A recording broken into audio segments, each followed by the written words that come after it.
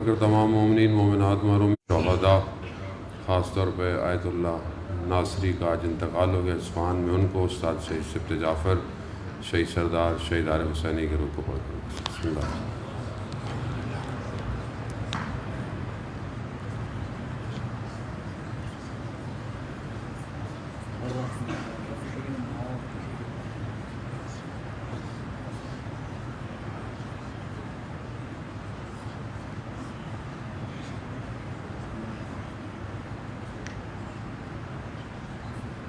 امام زمانہ کی سلامتی کے لیے ایک دفعہ صلوات پڑھیں۔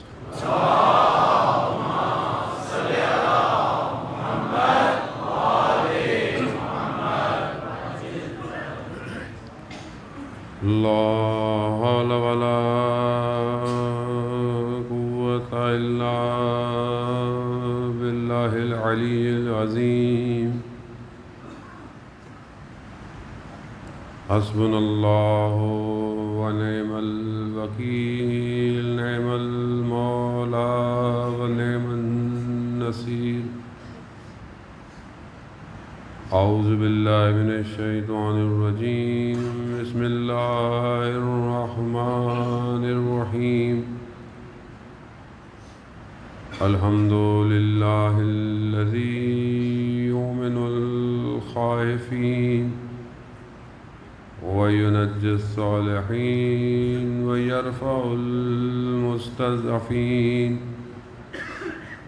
وجزاء المستكبرين ويهلك ملوكا ويستخلف آخرين والصلاة والسلام على رسول ثقلين محبوب رب المشرقين والمغربين جد الحسن والحسين نبينا سيدنا بالقاسم محمد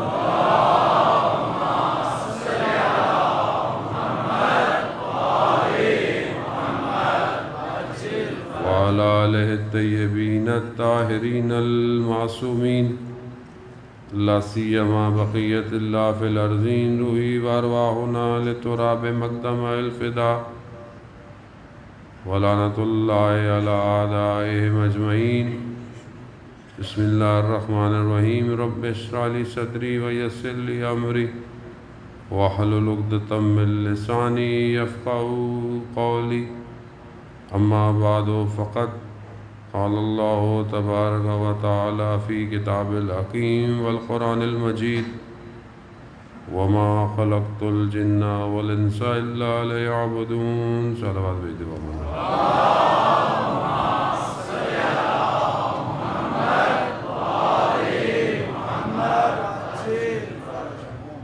عزیزان شہید الشہداء، ماہ محرم الحرام کی ایک اور مجلس کی توفیق آپ مومنین کے درمیان میں ہوئی۔ روز جمعہ ہے اور تقریباً اختتام کی طرف بڑھ رہا ہے۔ ظہور کا متوقع دن، جمعے کے دن انسان کو حد اقل اپنے امام کو یاد ضرور کرنا چاہیے۔ ویسے تو ہر وقت امام کو یاد کرنا چاہیے، لیکن کیونکہ جمعہ امام سے منسوب ہے اور امام کی زیارت، دعائے ندبہ جتنا ہو سکے بہرحال، کہ کم از کم انسان کو احساس ہو کہ کوئی آنے والا ہے اور نہیں آیا۔ اس لیے ہماری زندگی کا اصل مقصد اور اصل ہدف امام ہی ہونا چاہیے، کیونکہ جس کے لیے ہم جمع ہوئے ہیں، مجلس سنتے ہیں، کربلا کا ذکر سنتے ہیں۔ کربلا ایک امام اور ان کے اصحاب کی داستان ہے۔ ہر زاویے سے آپ کئی سالوں سے اس کو سن رہے ہیں اور تھکتے نہیں ہیں سنتے سنتے بھی، اور پڑھنے والا بھی نہیں تھکتا، اور مختلف جہد سے کربلا کا ذکر کیا جاتا ہے، اور ابھی بھی کربلا کھل نہیں پائی، ابھی بھی جو ہے وہ کربلا پنہان ہے، قلم تھک نہیں گئے، بولنے والوں کے لفظ ختم نہیں ہوئے، اور کربلا ابھی تک جاری ہے۔ کربلا کی اصل داستان یہی ہے کہ ایک امام ہے اور اس کے گرد میں ان کے پروانے ہیں، اور بار بار ہمیں اسی بات کی طرف دعوت دی جا رہی ہے کہ تمہارا امام بھی زندہ ہے، تمہیں بھی اپنی زندگی ویسے ہی گزارنی ہے جیسے کربلا میں لوگ اپنے امام تک پہنچے تھے۔ آج ہم اپنی زندگی میں دیکھیں کہ آج ہم اپنی زندگی میں کہاں کھڑے ہوئے ہیں۔ وہ لوگ کہ جو کربلا پہنچے تھے، میں نے کل آپ کی خدمت میں عرض کیا کہ 3 طرح کے لوگ، ایک وہ جو رشد کر گئے، جن کو امام نے دعوت دی، انہوں نے دعوت کو قبول کیا اور وہ رشد کر گئے، آگے کی طرف بڑھ گئے۔ خط امام نے خود کئی لوگوں کو خط لکھے تھے، مختلف لوگ ہیں۔ حبیب ابن مظاہر کو جب خط ملا تو حبیب ابن مظاہر نے خط کو دیکھا اور اپنے وجود کے اندر ایک عشق اور محبت کی آگ لگ گئی، اور حبیب ابن مظاہر رکے نہیں، نگل گئے۔ وہیں پر امام نے اور لوگوں کو بھی خط لکھا۔ ایک اور شخص ہے کہ جو مولا متقیان حضرت علی ابن ابی طالب علیہ السلام، اللہ صلی اللہ، امام کی حکومت میں خراسان کا گورنر ہے۔ خراسان اس زمانے سے ہی شروع سے ایک فائنینشل اچھی جگہ تھی، تو جب اسے وہاں گورنر بنا کے بھیجا گیا تو کیونکہ وہاں پر لوگوں کے حالات اچھے تھے تو ٹیکس بھی زیادہ دیتے تھے، تو جو مالیات تھی تو دیکھا کہ بیت المال میں پیسہ بہت ہے، تو اس نے اس وقت بیت المال سے جو ہے وہ 3 یا 4 لاکھ دھرم چوری کیے، یا یوں کہیں کہ اپنے سیٹ اپ میں ڈال دیے، جیسے ہمارے یہاں ڈل جاتا ہے، پتہ ہی نہیں چلتا۔ تو ہمارے یہاں تو حکومت میں پبلک اس لیے آتی ہے کہ اپنے اکاؤنٹ بہتر کر لے، تو ادھر بھی یہی ہوا۔ اس نے دیکھا بھئی اتنا مال ہے، تو اس نے جب امام تک یہ خبر پہنچی تو امام نے فوراً ایک تو اس کو ہٹا دیا، بلکہ اس کو سزا دے دی، زندان میں ڈال دیا، اور اس کے اوپر جرمانہ بھی لگا، پیسے سارے واپس کروائے اور الٹا اوپر جرمانہ امام نے لگوایا۔ اب مولا کے چاہنے والے اگر آج ہم ہیں اور کہیں ہماری بھی کرسی ہے تو یہاں تو شاید کچھ نہیں ہوگا، ادھر بہت کچھ ہوگا، تو بہتر یہ ہے کہ وہاں کی فکر کریں، یہاں تو ویسی گزر گئی جو گزرنی تھی، تو وہاں مشکلات زیادہ ہیں۔ امام عدل کا امام ہے، امام ظاہر ہے، امام کے یہاں پارٹی بازی نہیں ہے۔ وہ شخص کا مشہور واقعہ کہ جس نے امام کی بہت تعریفیں کرتا تھا اور کسی معاملے میں پکڑا گیا، تو جب پہنچا تو لوگوں نے بولا مولا یہ تو جان پہچان والا ہے، مولا نے کہا جو سزا ہے وہ تو دینی ہے۔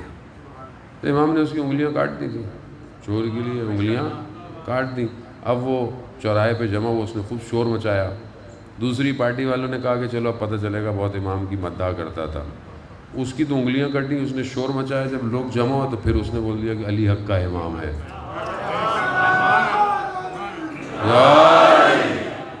تو لوگوں نے بولا کہ یہ حق یہی ہے، کیونکہ امر الہی ہے،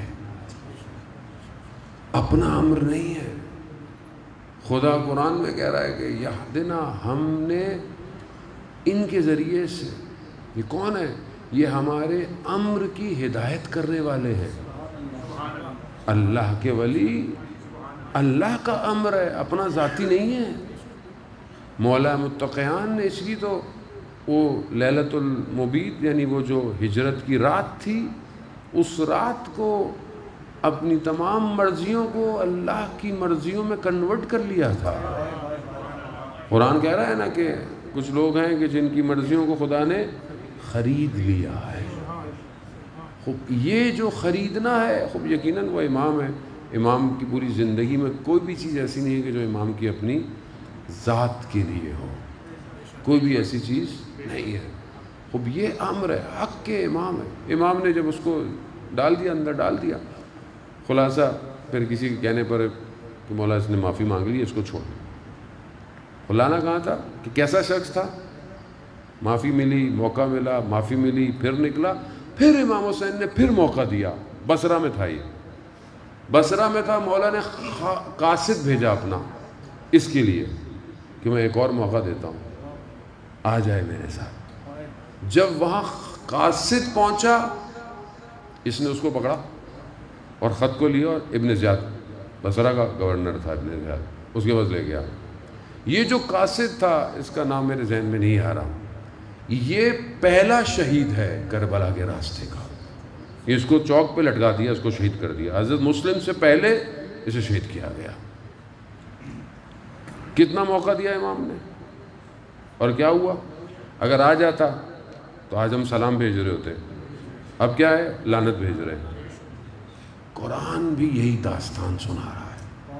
عزیزان محترم، قرآن جب کسی کو رشد دیتا ہے، خدا کسی کو اوپر لے کے جاتا ہے، وہ شخص اپنے آپ کو نہیں دیکھتا، وہ خدا کو دیکھتا ہے. حضرت سلیمان کو خدا نے کیا دیا؟ کتنی بڑی حکومت دی. کسی کے پاس ہے آج تک ایسی حکومت؟ نہیں ہے. ہم تو ایک جگہ کے کہیں چھوٹی موٹی نوکری مل جائے، کہیں 10 لوگ کام کریں، ہمیں سمجھ میں نہیں آتا کہ ہم کیا کریں. انسان کے تیور بدل جاتے ہیں. وہاں پوری ایسی حکومت، اور مانگی حضرت سلیمان نے کہ مجھے پروردگار ایسی حکومت دے جو تو نے کسی کو نہیں دی، ایسی سلطنت دے، ایسا ملک دے مجھے، ہوائیں اختیار کے اندر، ہر چیز. دوسری جتنی مخلوقیں ہیں، شیطان بھی مری تھے. جن جو تھا وہ حضرت سلیمان کے دور میں مری تھا، یعنی کیا انگریزی کی ٹرم میں صحیح یوز کروں، لڑکوں کو نہ سمجھ میں آیا کہ مطلب دیکھا جا سکتا تھا، ویزیبل تھا. جن جو تھے وہ ویزیبل تھے. ابھی ہم جنوں کو نہیں دیکھ سکتے، اس وقت جن کو دیکھا جا سکتا تھا. سب حضرت سلیمان کے انڈر میں تھے. ساری مخلوقات حضرت سلیمان کے کنٹرول میں تھی. اتنی بڑی حکومت، اس پر حضرت سلیمان اپنے آپ کو نہیں دیکھ رہے، خدا کو دیکھ رہے. ہوائیں، ساری چیزیں. قالین کیسے اڑتا تھا؟ کل داستان تھوڑی ہے، حقیقت ہے. ہوا میں قالین جا رہا تھا. ہم نے اب جہاز بنا لی ہے، وہ ہوا لے کے چلتی ہے. ہوائی کے لیے جو پر ہوتے ہیں وہ ہوا ہے، ورنہ ہوا نہیں تو کہاں جہاز اڑے گا. اس وقت اس کارپیٹ کو بھی اتنا پتا تھا کہ ہوا سے کیسے لڑنا ہے. کیوں؟ اختیار میں تھی ہوا. وہاں حضرت سلیمان اپنے آپ کو نہیں دیکھ رہے. وہاں قرآن حضرت سلیمان کو کیا ہے؟ درود بھیج رہا ہے، حضرت سلیمان کو یاد کر رہا ہے. دوسری طرف خدا نے قارون کو بھی دیا. کتنا خزانہ تھا کہ پتہ نہیں کتنے اونٹ ہیں جس پر صرف چابیاں ہیں. اتنا خزانہ جو تھا وہ. لیکن قارون نے کیا کیا؟ نبی کے مقابلے میں، بنی اسرائیل میں، حضرت موسیٰ کے مقابلے میں اپنے آپ کو سمجھنا. کیا ہوا؟ دفن ہو گیا خزانہ بھی، اور قارون پہ کیا ہے؟ لعنت بھیجی جا رہی ہے. قرآن رشد کو اور حبوط کو بتا رہا ہے. کربلا بھی یہی داستان ہے. یا لوگ اوپر گئے، یا لوگ رک گئے، یا لوگ نیچے آ گئے. یہی اسٹیٹ. اور جو رکے وہ بھی اصل میں نیچے ہی آئے ہیں. کیوں؟ کیونکہ زمانہ آگے کی طرف بڑھا ہے. آج اگر ہم ظاہری دنیا میں، میٹلسٹک ورلڈ میں اگر ہم کوئی ترقی نہیں کر رہے، مثلا میں کچھ پڑھ نہیں رہا، میں آگے کی طرف نہیں بڑھ رہا، اور میں وہیں بھی کھڑا ہوں تو بھی نقصان میں ہوں. کیوں؟ کیونکہ ٹائم تو گزر رہا ہے، دن گزر رہے ہیں، ایج گزر رہی ہے. تو میں وہ کہاں وہیں کھڑا ہوں تو اس کا مطلب کیا ہے؟ مطلب ویسے مجھے ٹائم مائنس کر رہا ہے. 10 سال پہلے بھی میں تھا، 1 سال پہلے بھی میری امام کی معرفت وہی تھی جو آج ہے. تو اس کا مطلب کیا ہے؟ میں نے رشد نہیں کیا. 1 سال پہلے جو میری نماز تھی آج بھی میری وہی نماز ہے. تو اس کا مطلب میں رشد نہیں کر رہا. 1 سال پہلے جو میرے سجدے تھے آج بھی میرے سجدے وہی ہیں. تو اس کا مطلب کیا؟ اس کا مطلب ہے میں رشد نہیں کر رہا. اور ہم متوجہ نہیں ہیں کہ ہم رشد نہیں کر رہے. راکد ہیں. راکد مقدمہ ہے حبوط کا، نزول کا. گر جائیں گے، روشنی کیا گر جائیں گے ہم اپنی زندگی کے اندر. قرآن داستانوں سے بھری ہوئی ہے عزیزان محترم. وہ جو میں نے کل آپ کی خدمت بنایا کہ فرعون نے جب حامان سے کہا کہ وہ بڑی بلڈنگ بناؤ، میں موسیٰ کے رب کو دیکھوں گا، جب دیکھا کہ یہ معاملہ بگڑتا جا رہا ہے تو قرآن کیا کہہ رہا ہے؟ کہ ایک رجال ہے، اس کا نام کیا ہے، وہ مومن ہے اور وہ ان میں سے تھا، وہ خود توحید پرست تھا لیکن اس نے تقیہ کیا ہوا تھا. لیکن جب اس نے دیکھا کہ اب معاملہ بگڑ گیا ہے، یہ رک ہی نہیں رہے فرعون کے معاملے میں، تو اس نے تقیہ ہٹا دیا. تقیہ کیا ہوا تھا، ہٹا دیا. اس نے لوگوں کو خدا کی طرف، قرآن کہہ رہا ہے اس نے رشد کی طرف دعوت دی. لوگوں نے اسے مارا اور اس کو مار دیا، وہ شہید ہو گیا. وہ مومن آل فرعون تھا، وہ قرآن اس کا ذکر کر رہا ہے، لیکن لوگوں نے رشد نہیں کیا، لوگوں نے اس کو مار دیا. لوگ سمجھے نہیں کہ وہ کیا کہنا چاہ رہا ہے. عزیزان محترم، ہم آج جس دنیا کے سسٹم میں زندہ ہیں، یہ سسٹم ظاہر کو آگے لے کے جا رہا ہے لیکن باطن کو تباہی کی طرف لے کے جا رہا ہے. ہم نزول جا رہے ہیں، ہم نیچے گر رہے ہیں. انسانیت پست ہوتی جا رہی ہے. آپ کے سامنے حالات ہیں دنیا کے، اپنے آپ کو دیکھیں، دوسروں کو دیکھنے کی ضرورت ہی نہیں. اپنی پرائرٹیز دیکھیں. آپ سسٹم دنیا نے ڈیزائن کیا ہوا ہے، وہ انسان کو کہاں لے کے جا رہا ہے. بری بات نہیں، اللہ نے آپ کو دیا ہے، آپ عرف عام میں ترقی کریں، چیزیں حاصل کریں اپنے حساب سے، لیکن کیا آپ کی زندگی کا ہدف دنیا ہے؟ بچے سے پوچھیں بچے نے کیا بننا ہے، بیٹا بڑے ہو کیا بننا ہے. لڑکا یونیورسٹی پڑھا ہو کیا کرنا چاہتا ہے، وہ تو ڈگری چاہیے. ڈگری کے بعد کیوں؟ اس کو نوکری چاہیے. یہ نوکری نہیں تو وہ کہے گا مجھے امیگریشن چاہیے. یعنی دنیا کا نظام ایسا ہے کہ اس کی ترقی کو صرف مادے پہ رکھا ہوا ہے، اور ہم بھی اسی مادے سے کمپیئر کرتے ہیں. مطلب ہم جب کسی کو دیکھتے ہیں تو ہم بھی اس کا بک جو ہے وہ ڈونٹ جج اے بک بائی ہز کور، لیکن ہم بھی انسان کو اس کے حلیے سے، اس کی چیزوں سے دیکھتے ہیں. اندر انسان جتنا بھی کھوکھلا ہو، بات بھی نہ کرنا ہو، کسی سے اگر آپ کو جج کرنا ہے توحید پوچھ لو، توحید کیا ہے، یا خدا کے بارے میں کیا سوچتا ہے، یا آخرت کے بارے میں کیا سوچتا ہے، پتہ چل جائے گا کہ آدمی کتنا گہرا ہے. ہم اور یہ جو سسٹم ہے یہ رشد کے لیے نہیں ہے. کوئی بھی سسٹم رشد نہیں دے سکتا سوائے الہی نظام کے. الہی نظام ہی آیا اس لیے کہ انسان کو رشد دے، انسان کو اوپر کی طرف لے کے جائے، کمال پر لے کے جائے. مولا آئے کربلا اس لیے تھی کہ قیامت تک کے لوگوں کو کمال پر لے کے جائے. اور یہ خدا کی جو بہرحال ہمیں نعمت دی ہے، یہ ہے اس لیے کہ ہم رشد کریں، تو ہم اپنی پرٹیکولر زندگی کے اندر عزیزان محترم جائیں. قرآن ایک داستان بتا رہا ہے کہ جیسے مثال کے طور ہم کہیں پہنچتے ہیں، یہاں سے سفر کر کر کہیں پہنچیں اور کسی جگہ پہنچیں، زیارت پہ جائیں، انسان جاتا ہے تھکا ہوا ہوٹل میں بیٹھتا ہے، ایک دوسرے سے حال احوال پوچھتا ہے. قرآن ایسی ہی داستان ملتی جلتی کچھ 8-10 آیتیں ہیں، اس کے اندر قرآن جو ہے وہ بیان کر رہا ہے. سورہ صافات ہے غالباً، اور آیت نمبر 60 سے لے کے آنورڈ ہے.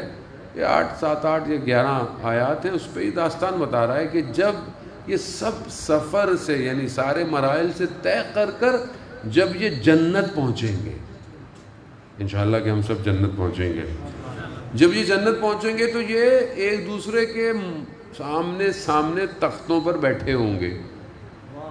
آمنے سامنے کہہ رہا ہے کہ یہ مت مقابل تختوں بیٹھے ہوں گے، تو یہ ایک دوسرے سے احوال پوچھیں گے.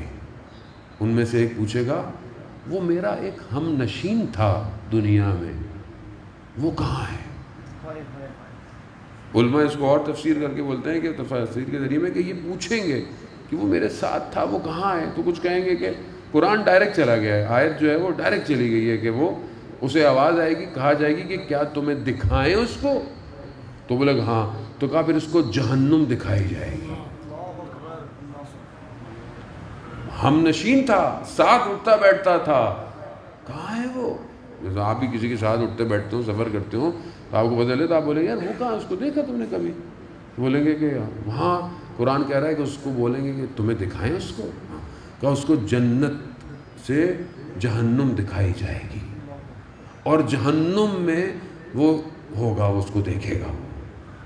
اور پھر یہ جنت والا اسے کہے گا کہ خدا نے مجھ پر کرم کیا، میں تمہاری باتوں میں نہیں آیا، ورنہ تو میں آج برباد ہو چکا ہوتا. ایسی ہے دنیا. کیا کر رہی ہے؟ خود شیطان کیا بولتا ہے؟ شیطان بولتا ہے کہ میں وسوسے کرنا ہے، گھمانا ہے. جب وہاں کھڑا ہوگا کہ میں نے تھوڑی گھمایا تھا تمہیں، میں نے تھوڑی گمراہ کیا تھا، میں نے تمہیں صرف مشورہ دیا تھا، تم خود آئے ہو. اور یہ بڑے بڑے جو شیطان کے پیچھے کرنے والے ہیں، جب یہ وہاں جا کے شیطان کو دیکھیں گے تو وہ لگا میں نے تھوڑی تمہیں گھمایا. تو قرآن یہ داستان حقیقت ہے. بہشت والے کو جہنمی کی طرف متوجہ کرے گا اور وہ سے کہے گا کہ خدا کا شکر، اگر خدا کا کرم نہ ہوتا تو میں تمہاری باتوں میں آ جاتا. اور میں بھی آج یعنی، اور وہاں گرنا اٹھنا نہیں ہے. یہاں آپ گر جائیں آپ اٹھ جائیں گے، وہاں نہیں گر سکتے. یہاں زندہ ہیں، آپ کو توبہ کا موقع ہے. وہاں کوئی موقع نہیں ملنے والا آپ کو. وہاں تو گر گئے تو گئے. اسی لیے کہتے ہیں کہ اپنی دوست اچھے رکھیں. حضرت عیسیٰ علیہ السلام فرماتے ہیں کہ دوست وہ ہو جسے دیکھ کر تمہیں خدا یاد آئے. دوست ایسے ہوں.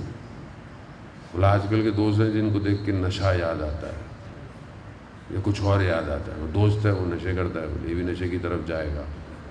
دوست ہے. آج دنیا برباد ہو گئی ہے. تھوڑی دیر کی لذت برباد کر دیا ہے. بس جانے میں یہ کچھ کام نہیں آئے گا. وہاں معاملہ بہت سخت ہے.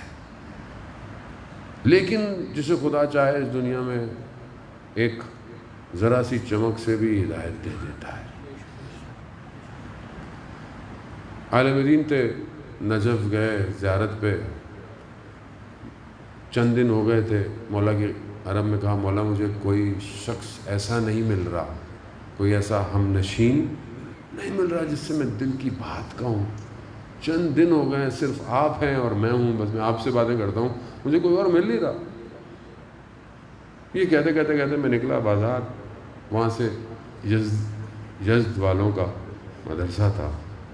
اس مدرسے کے اندر داخل ہوا اور میں بینچ پہ بیٹھ گیا، ایسی جو کرسی بنی ہوئی تھی. تو میں نے دیکھا کہ ایک نورانی چہرہ حجرے سے باہر آیا. اس نے اذان دی اور اس کے بعد دوبارہ وہ واپس چلا گیا. اتنی دل نشین آواز تھی.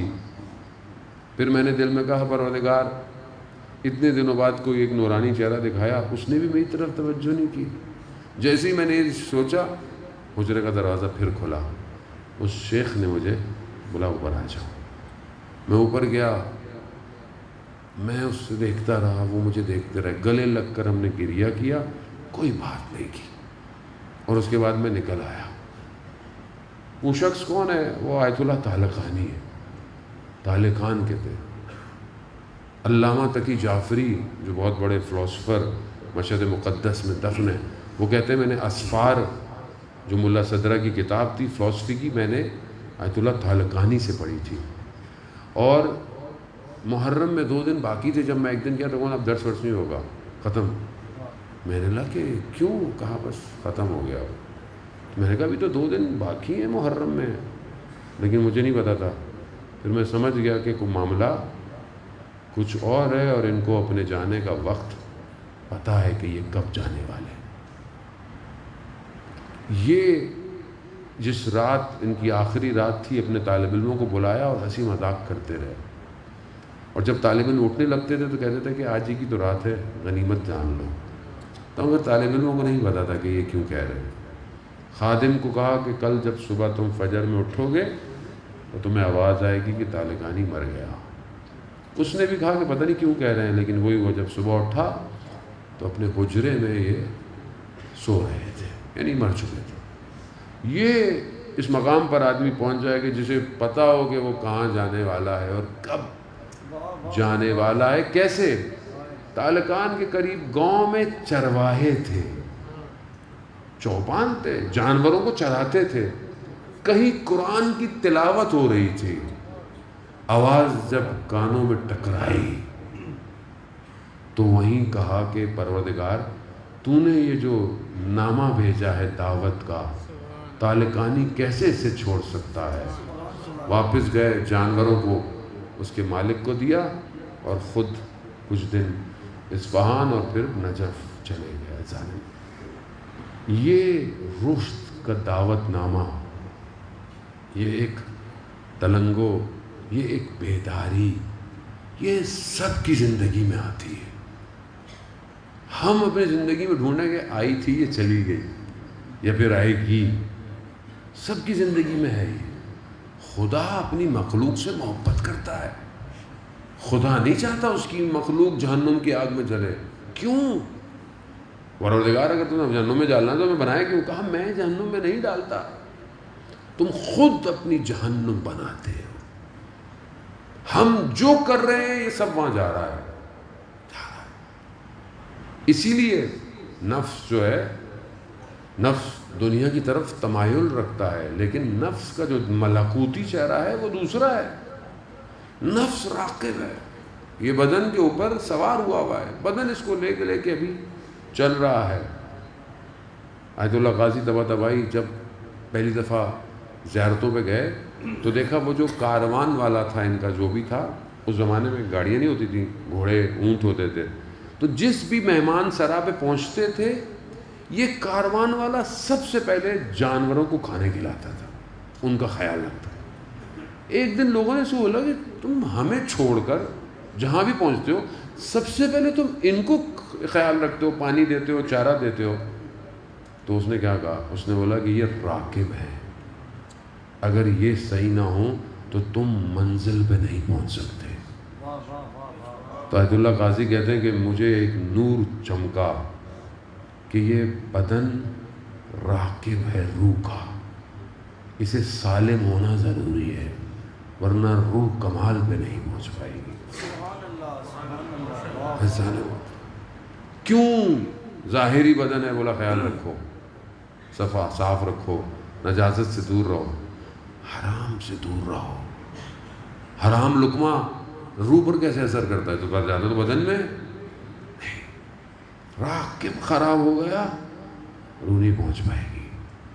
عزیزان محترم، ہمیں اگر رشد کرنا ہے تو ہمیں دونوں کا خیال رکھنا ہے. میں نے کل بھی آپ کی خدمت میں عرض کیا کہ سرمایہ ہے یہ. اس سرمایہ کو آپ جیسے دل چاہے جہاں دل چاہے استعمال کریں. اللہ نے آپ کو شہرت دی ہے، سرمایہ ہے. ڈیزگنیشن دیا ہے، سرمایہ ہے. پوسٹ دی ہے، سرمایہ ہے. یہ اس سرمایہ کو آپ رشد کے لیے استعمال کریں گے یا نزول ہونے کے لیے استعمال کریں گے، یہ اب آپ کے اپنے اوپر ہے کہ اب آپ اس کو کہاں لگیں. نفس جو ہے وہ اس کا جو ملکوتی چہرہ ہے اسے تربیت کی ضرورت ہے، اسے مہار کی ضرورت ہے.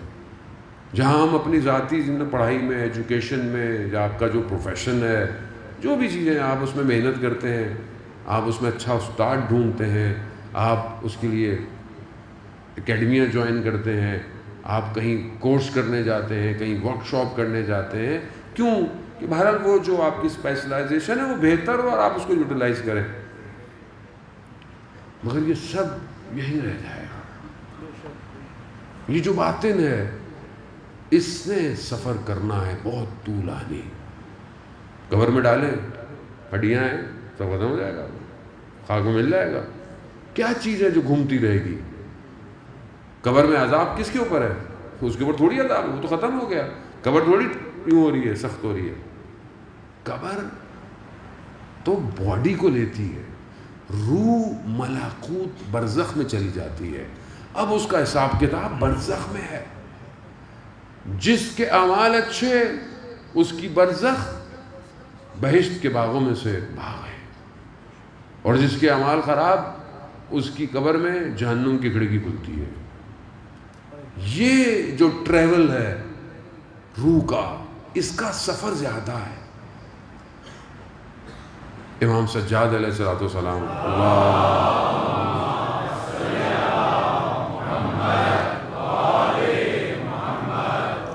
امام رات کی تاریکی میں اپنے کندھوں پہ سامان لے کر جا رہے تھے. خادم نے کہا مولا مجھے دے دیجئے. میں رات کو امام لوگوں کی مدد کرتے تھے، کھانے پینے کی چیزیں دیتے تھے. جسے کل ماشاءاللہ مجھے بتایا مینجمنٹ میں شبر بھائی نے کہ مومنین نے بہت مدد کی اور ہم نے مثلا شاید 10 لاکھ روپے ہم لوگوں نے بے شک ویسے تو NGOs بہت ہیں کام کر رہی ہیں، آپ وہاں ڈونیٹ کر سکتے ہیں، لیکن خود آپ کی جو اپنی ٹرسٹ ہے امام بارگاہ ہے، یہ بہت ہیلپ کر رہی ہے، تو آپ اسی کے ذریعے سے یہ باقاعدہ پھر خود چیزیں خریدیں گے اور جائے گا، جتنا آپ سے ہو سکتا ہے یہ اپنے مومنین کی مدد کریں۔ یہ سیرت معصومین ہے۔ 3 اماموں کو جب غسل دیا جا رہا تھا نا، تینوں کے پیٹھ پر نشان تھے، مولا کائنات، امام حسین اور امام سجاد علیہ السلام۔ سب پوچھا کیا تھا؟ امام 3 تھے، داستان ایک ہی تھی کہ رات کی تاریکی میں یہ لوگوں کو کھانا پہنچاتے تھے، راشن پہنچاتے۔ امام سجاد بھی رات کو لے کے جا رہے ہیں، راوی نے کہا کہ مولا مجھے دیتے، میں اٹھا کہا، امام نے کہا نہیں، سفر لمبا ہے اور زاد راہ تھوڑا ہے، یعنی سفر بہت لمبا ہے اور جو میرے پاس چیزیں ہیں وہ کم ہے، وہ امام ہے۔ عزیزان موت، سفر بہت لمبا ہے۔ وہ جو لوگ حضرت آدم کے بعد سے مرنا شروع ہوئے ہیں وہ آج تک کہاں ہیں؟ برزخ میں ہے۔ سفر لمبا ہے، بہت لمبا ہے، اور حساب کتاب کچھ اور ہے۔ مشہور واقعہ ہے آیت اللہ ملا مہدی ناراکی کے، جو ملا احمد ناراکی کے جو والد تھے، جو صاحب جو کتاب اخلاق کی ہے، جامع سعادہ معراج السعادہ کا، وہ معراج السعادہ جامع سعادہ کا خلاصہ ہے۔ معراج السعادہ اردو کے اندر کتاب موجود ہے، اخلاق کی بہت اچھی کتاب ہے، کبھی زندگی میں فرصت ملے تو ضرور پڑھیے گا۔ اس کی اصل کتاب جو تھی وہ عربی میں تھی، یہ ان کے والد نے لکھی تھی۔ یہ نجف میں رہتے تھے۔ نجف میں ایک وقت آیا کہ یہ بھوک اور پریشانی اور تنگ دستی اتنی ہو گئی کہ گھر میں کھانے کو کچھ نہیں تھا۔ انہوں نے ایک روایت دیکھی جس میں لکھا تھا کہ جب کوئی بہت پریشانی ہو تو قبرستان جاؤ اور وہاں پر لوگوں کے لیے فاتحہ پڑھو اور پھر خدا کی بارگاہ میں خدا کو شائش پیدا کرو۔ انہوں نے روایت دیکھی، یہ نجف میں تھے، وادی السلام چلے گئے، وہاں کھڑے ہو کر انہوں نے یہ کیا، اچانک سے دیکھا کہ ایک جنازہ جو ہے وہ آ رہا ہے، اور جنازہ ظاہر ہے خچر پہ آ رہا تھا، آگے کچھ لوگ تھے، آگے دیکھا تو ان کا کوئی ایک استاد تھا، تو یہ آگے اپنے استاد کو سلام کیا، استاد نے بہت زیادہ توجہ نہیں کی، تو یہ تھوڑا سا پیچھے ہوئے جو ساتھ چل رہے تھے، کہا کہ یہ استاد پہچان کیوں نہیں رہا ہے؟ تو انہوں نے کہا کہ یہ استاد وہ نہیں ہے جو تم سمجھ رہے ہو، اور ہم بھی وہ نہیں ہے جو تم سمجھ رہے ہو۔ تو کیا ہے؟ کہا یہ جنازہ جس سواری پر اس کو پکڑو۔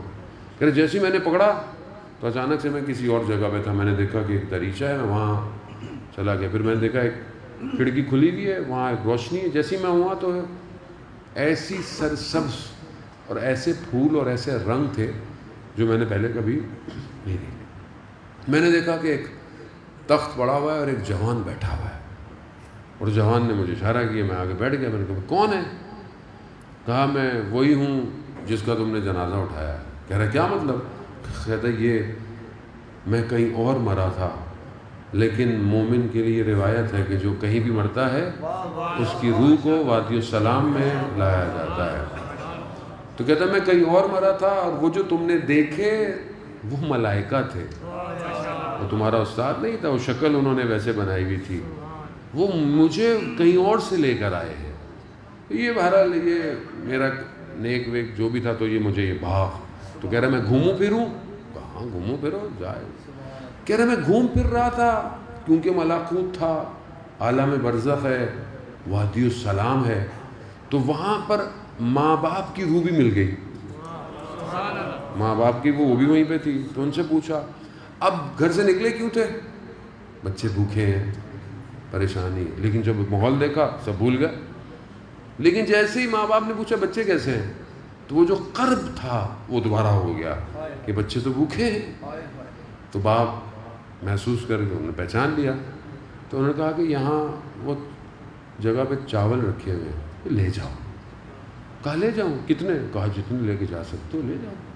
ابا پہنے ہوئے تھے، اپنی ابا میں انہوں نے چاول ڈالے، پھر دیکھا وہی دریچہ نظر آیا، گیا تو اچانک سے دیکھا کہ وادی السلام کے باہر کھڑے ہوئے ہیں۔ یہ داستانیں نہیں ہیں، فیری ٹیلز نہیں ہے، یہ حقیقت ہے۔ یہ آئے اپنے گھر پہنچے، کھانا دیا، چاول بنتے رہے۔ ایک دن زوجہ نے کہا کہ یہ چاول آپ کہاں سے لائے؟ کہا کیوں؟ کہا جتنے نکالتی ہوں ختم ہی نہیں ہوتے ہیں۔ اب بعض وقت خواتین مجبور کر دیتی ہیں راز بتانے پر، تو اس لیے کہتے ہیں کہ زیادہ پوچھنے نہیں چاہیے سوال، پیسہ کہاں سے آیا، کیوں آ رہا ہے، بس وہ انہوں نے بھی بتایا، چاول ختم ہو گیا۔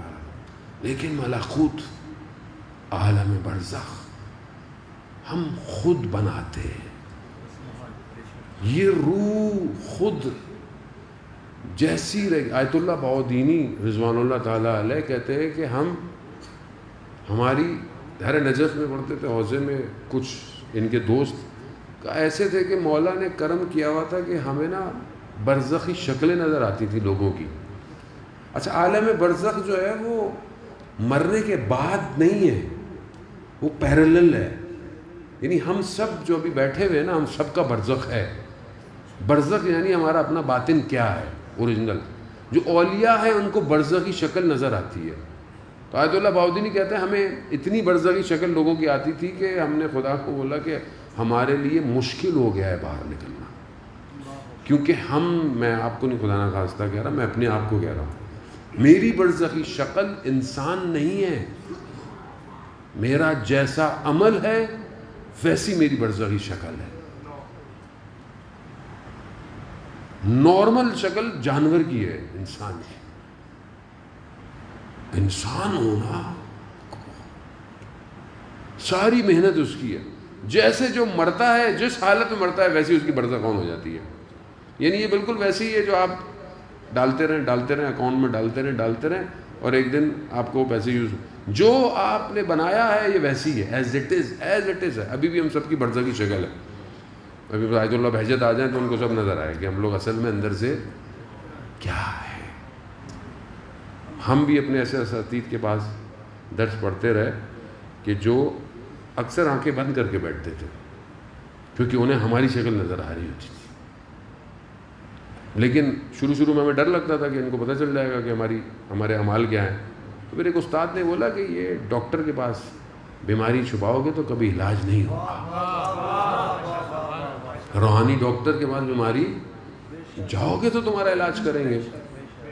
لیکن بعض ہر الادب کا تقاضا، آیت اللہ بہجت اس لیے کہتے تھے کہ میرے پاس آؤ تو استغفار کر کے آیا کرو، اور یہ ضروری ہے۔ تو اس لیے رشد اس باطن کو دینا ہے عزیزان محترم، اور یہی امام جو نگاہیں ڈال رہے ہیں نا ہمارے اوپر، اصل میں امام ہمارے باطن کو دیکھ رہے ہیں۔ امام کو ہمارا باطن نظر آتا ہے۔ امام یہ نہیں دیکھتے کہ ڈیزگنیشن کیا ہے، پوسٹ کیا ہے، کہاں کا رہنے والا ہے، نہیں۔ آیت اللہ شمس الدین اپنی کتاب میں ایک شخص کو بارے میں بیان کرتے ہیں کہ اس نے اس کی اولاد نہیں ہوتی تھی، اس نے ہر جگہ چلا گیا، اس کو اولاد نہیں ہوتی تھی، اس نے بہت توسل کیا تو اسے امام کی طرف سے پیغام آیا، فلانے شہر فلانے شخص فلانی دکان والے کا چلے۔ یہ ڈھونڈتا اس شہر پہنچا، اس شخص کا پہنچا، بہت چھوٹی سی دکان تھی، تلائیاں سیتے تھے، جو چھوٹی سی دکان تھی۔ اندر گیا، جیسے اندر آیا اس نے اس کو نام سے پکارا اور کہا کہ جاؤ تمہارا کام ہو گیا۔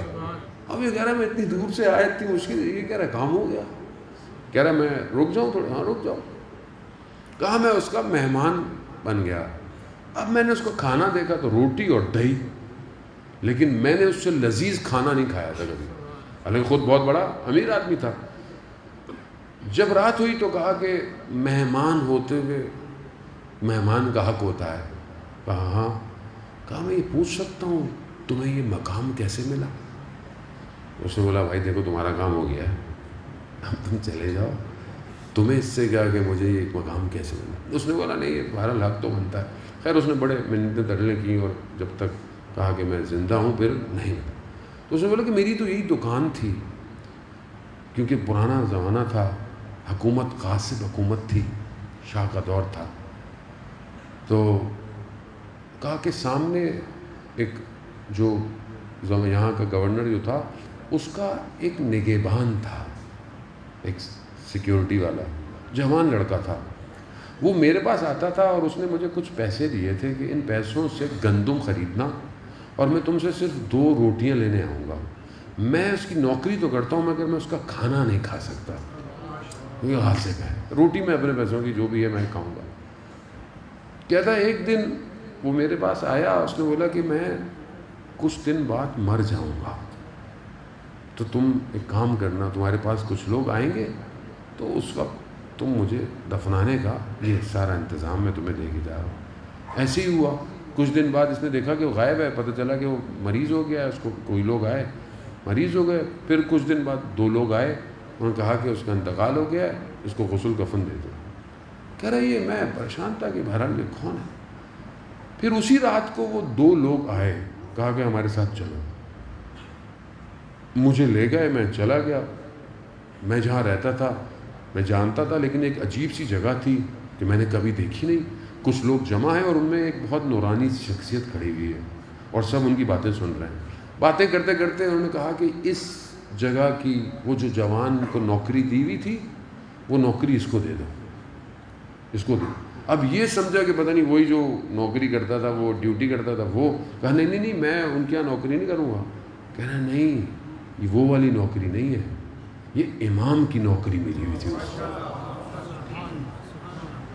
تو کہا بس اس دن سے مجھے نوکری ملی ہے، مجھے جو نوکری کا پیغام آتا ہے میں اس کو انجام، تو امام نے جو تمہیں میرے پاس بھیجا ہے، میں یہ نوکری امام کی ہے۔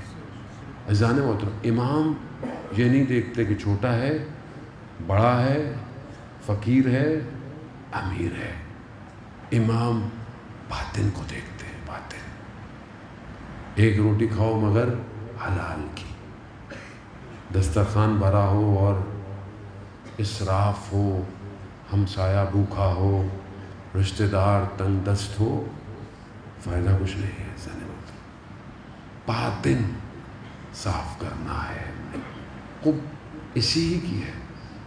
بہرحال عزیزان محترم، شخص ہے جو حکومت میں ہے اور امام جعفر صادق علیہ السلام صلی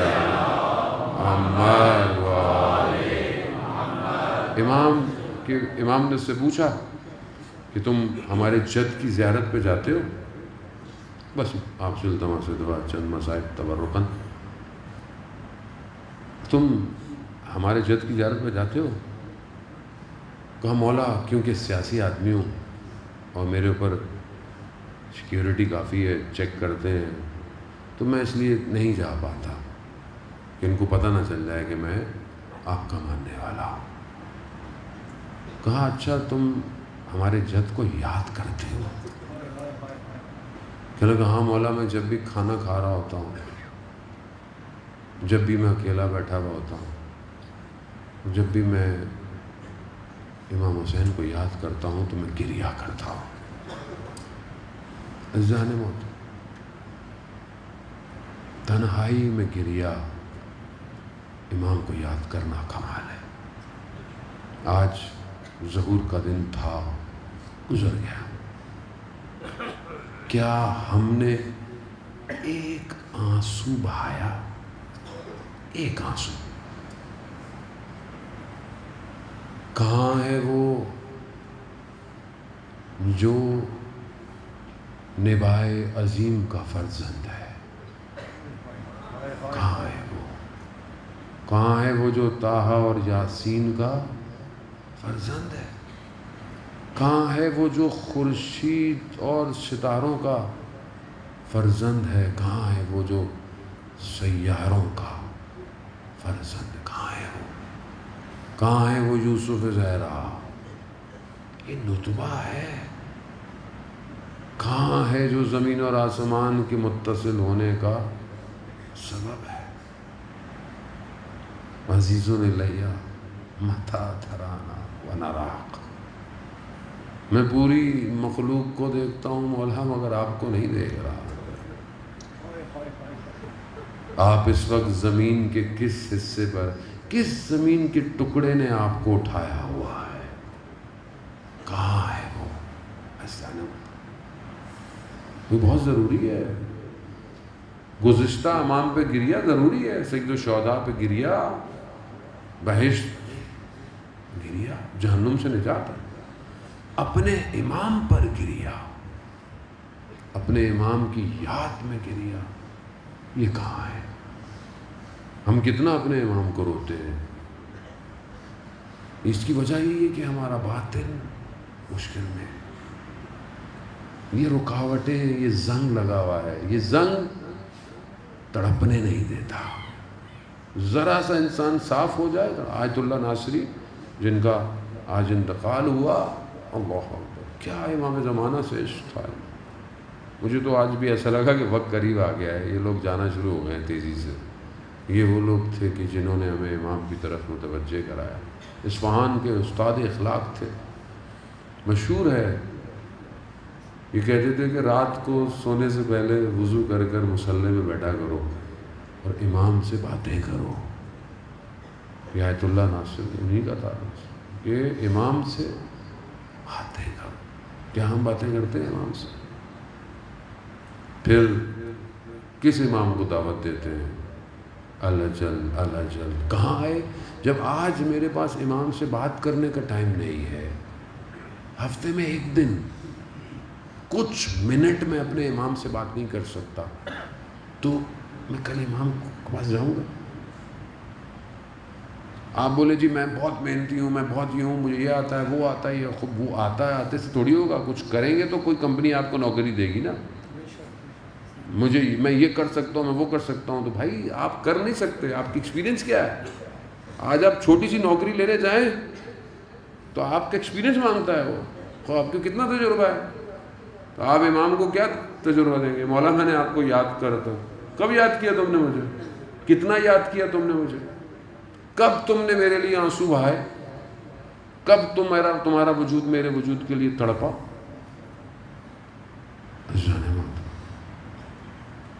علی ابن محضیار 20 سال حج کرتا رہا لیکن امام کو مل نہ پایا، اور جب مایوس ہو گیا تو پھر پیغام آیا کہ آ جاؤ، ملنے آ جاؤ. یہ واقعہ آپ نے سنا ہوا ہے، میں نے بھی کئی دفعہ پڑھا. اس سال مگر ہر سال امام کرم کرتے ہیں. اور پہلی دفعہ بھی جب مجھے بہت دھچکا دیا تھا اپنے وجود کو، وہ 15 شعبان ہی کے لیے. اس سال بھی جب میں یہ واقعہ پڑھنے کے لیے میں نے دوبارہ ٹیکسٹ پڑھ رہا تھا، جمکران میں میرا پروگرام تھا، وہاں سے مجھے لائیو پروگرام کرنا تھا. جب میں نے دوبارہ اس متن کو کھولا پھر امام نے مجھے نیا پیغام دیا. علی ابن محضیار 20 سال حج کرتا رہا عشق امام میں کہ شاید امام کی زیارت ہو جائے، کیونکہ بغیر امام کی حج نہیں ہوتا. مایوس ہو گیا. امام نے بولا کہ اس سال پیغام بھجوایا، آ جاؤ، ملاقات ہوگی. پہنچا، طواف کر رہا تھا کعبہ کا. امام کا بندہ قاصد آیا، کہا چلو امام نے بلایا. جانے لگا، وادیاں گزری، ہٹائیں جگہ پر گئی، بہت ہی سرسبزی جگہ ہے. رستے میں قاصد امام نے اس سے ایک سوال پوچھا. یہ میں نے اس سال پڑھا اور یہی پیغام تھا امام کا. میں نے خود اپنے آپ کو گزشتہ کچھ مہینوں میں امتحان کیا، میں نے اپنے آپ کو ٹوٹا ہوا پایا، شکستہ پایا. یہی خوف کہ میں رکود نہ کر جاؤں. جب تک انسان سچویشن میں پھنستا نہیں ہے، جب تک اسے نہیں پتا کہ وہ کامیاب ہوگا یا نہیں. قاصد امام نے اس سے سوال کیا، تمہارے لیے امام کیا ہے؟ کیا ہے؟ اس نے کہا میرے لیے امام پورے عالم میں سب سے محبوب میرے لیے امام ہے. بات تو حق کی تھی. قاصد نے کیا کہا؟ کہا اگر امام تمہیں پورے عالم میں محبوب ہے تو تمہارے دل میں تمہارے گھوڑوں کا خیال کیوں آ رہا ہے؟ اللہ، اس نے مجھے توڑ دیا.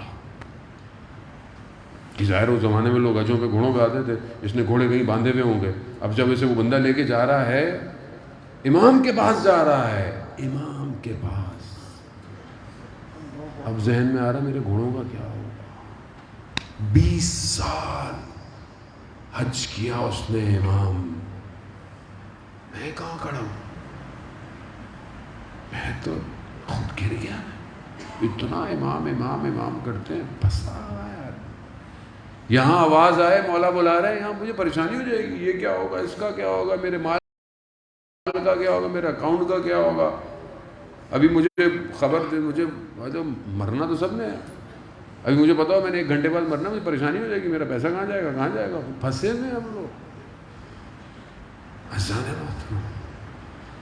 پھر جب یہ امام کی خدمت میں پہنچا، امام نے کیا کہا، علی ہم تمہاری زیارت کے مشتاق تھے۔ اللہ اکبر! آپ سوچیں گے کیا کیفیت ہوگی کہ امام زیارت کے مشتاق ہیں، کہاں ہمارا اعمال، کاش ہمارے لیے بھی مولا ہمیں بھی کبھی بلائے کہ تمہاری زیارت کی مشتاق۔ عزیزان محترم، اس نے آگے سے کہا، مولا میں تو 20 سال سے آ رہا ہوں۔ کہا، علی تمہارے اور ہمارے درمیان میں تمہارا عمل رکاوٹ بنا ہوا، یہ نہیں پہنچنے دیتا امام تک۔ ایک بہن کہ جو مدینہ امام چھوڑ رہے ہیں، امام کے ساتھ ہے، اتنی امام کے ساتھ کہ شریکت الحسین ہو گئی، ہر غم میں، ہر دکھ درد میں، حتیٰ امام کے جانے کے بعد بھی امام کے پیغام کو کوفہ اور شام کی گلیوں میں پھیلا رہی ہے، گو کہ اپنا سب کچھ لٹا چکی ہے۔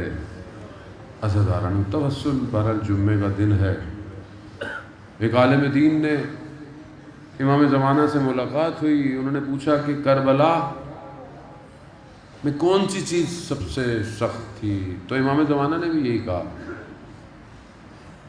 میری جد پھوپھی کی جو مصیبت تھی وہ سب سے سخت، ام المصائب، اتنی مصیبتیں، بچپن سے مصیبتیں، ماں کے اوپر جلتا ہوا دروازہ دیکھا، تھوڑی مصیبت ہے، ماں کو دیکھا دیوار کے سہارے سے چلتی ہے، اللہ، رات کی تاریکی میں ماں کا جنازہ دیکھا، 19 رمضان کو دیکھا کہ بابا کے سر پر ایک رومال بندھا ہو، مدینہ میں بھائی حسن کے کلیجوں کے ٹکڑوں کو، یہ مصیبتیں، اور پھر مدینہ جب مولا جا رہے تھے تو مولا نے کہا کہ میں مدینہ چھوڑ رہا ہوں، کہا بھائی مجھے بھی جانا ہے، کہا شوہر سے جا رہی تھی، جب اپنے شوہر کے پاس پہنچی تو مریض ہیں، انہوں نے دیکھا کہ آنکھوں سے آنسو گر رہے، کہا کیا ہوا زینب؟ کہا بھائی شہر چھوڑ رہا ہے اور آپ جانتے ہیں میں حسین کے بغیر نہیں رہ سکتی، کہا جائیں تو ہمارا پہلے سے طے تھا کہ آپ جائیں، اور یہ میرے 2 بچے بھی لے جائیں، جب ضرورت پڑے تو حسین پر قربان کر دیجیے گا۔ عزادار ہر جگہ بھائی کے ساتھ ساتھ ہے، ہر جگہ مقاتل بیان کرتے ہیں کہ جب بھی کسی بدن کو لے کر امام آتے تھے، بی بی زینب پہلے سے کھڑی، بھائی کا ساتھ دے۔ بعض مقتل تو یہاں تک بیان کرتے ہیں اور علماء پڑھتے بھی ہیں کہ جب حضرت علی اکبر گرے ہیں تو امام سے پہلے بی بی زینب پہنچی، کیونکہ بی بی جانتی تھی نا کہ میرے بھائی کو بیٹا کتنا عزیز ہے۔ وہاں امام نے واپس بھیجا ہے کہ نہیں آپ جائیں، آپ خیموں کو چھوڑ کر، مولا جانتے تھے کہ زینب خیموں کو چھوڑنے کا وقت ابھی تھوڑی دیر ہے۔ عزاداران جب اپنے بیٹے دیے تو خیموں میں سر سجدے میں، پروردگار 2 نشانیاں بھیجی ہیں قبول کر لے، اور جب میرے مولا ان 2 شہزادوں کو لے کر آئے تو بہن کو نہیں پایا، لوگوں نے سمجھا خیموں میں گری پڑی ہوں گی، گریا کر رہی ہوں گی، جب دیکھا تو سر سجدے میں، کہا انہوں محمد آ گئے؟ کہا آ گئے؟ جب جا کر دیکھا تو دونوں کے بدن پڑے ہوئے، بی بی نے دونوں کو کنارے لگایا، سر سجدے میں رکھا، پروردگار تیرا شکر، تو نے میری قربانی کو قبول کیا۔ عزاداران محترم، مصیبت آپ سنتے رہتے ہیں، شب عاشور بہن بھائیوں کی گفتگو ہے، روز عاشور بہن کا بھائی سے وداع ہے، دونوں ایک دوسرے سے جدا ہوئے ہیں۔ امام زمانہ نے مقدر زردبیلی سے جب ملاقات ہے امام حسین کے اپنے حرم کے اندر، تو وہاں امام زمانہ نے مقدر زردبیلی کے لیے جو مصائب پڑھے تھے وہ صرف ایک جملہ تھا، کہا تھا میرے جد میرے مولا حسین، نہ یہ مقدر زردبیلی جانتا ہے نہ اس کے شاگرد جانتے ہیں، وہ ایک لمحہ جب آپ اپنی بہن سے جدا ہوئے وہ نہیں جانتا۔ بس جدا ہوئے، عزاداران محترم، نہیں پتا مقتل خاموش ہے، کیا باتیں ہوئیں کچھ نہیں پتا، بس اتنا پتا ہے کہ جب امام کی سواری چل رہی تھی تو ایک جملہ مقتل نے بس لکھا ہے کہ بہن نے وہ جملہ ادا کیا، محلن محلن یبن الزہرا، آہستہ چلو زہرا کے راہ۔ بس عزاداران محترم، بس ماں کی آخری کمائی لٹتی ہوئی نظر آ رہی ہے کہ اب بھائی گیا واپس نہیں آئے گا۔ عزادہ چند قدموں کے خدا آپ کو کربلا کی زیارت نصیب کرے، چند قدموں کے فاصلے پر تل زینبیہ سے یہ بہن اپنی ماں کی چکیاں پیسنے والی قربانی کو دیکھتی، شمرن جالسن علی صدر، شمر سینے پہ بیٹھا ہوا۔ بس میں اور آگے روز عاشور کے مصائب نہیں پڑھوں گا، بس دن گزر گیا، وقت گزر گیا۔ 11 محرم کو جب اس کاروان کو گزارا ہے، ماؤں نے اپنے لخت جگر کے بدنوں کو دیکھا، پامال ہوئے شب عاشور تھی نا، رات گزر گئی پتہ نہیں چلا بدنوں کے ساتھ کیا ہوا، جب دن میں دیکھا ماؤں نے اپنے ٹکڑے کیسے بکھرے پڑے، برداشت نہ ہوا، کوئی کہیں گرا کوئی کہیں گرا، مگر زینب ایک ایسے بدن پر گری جس کا سر موجود نہیں ہے، جس سے پتہ نہیں چل رہا، خاک اور خون میں اتنا غلطیتا ہے کہ کوئی پہچان نہیں پایا، مگر زینب گری کیونکہ زینب جانتی تھی یہ خوشبو حسین کی ہے۔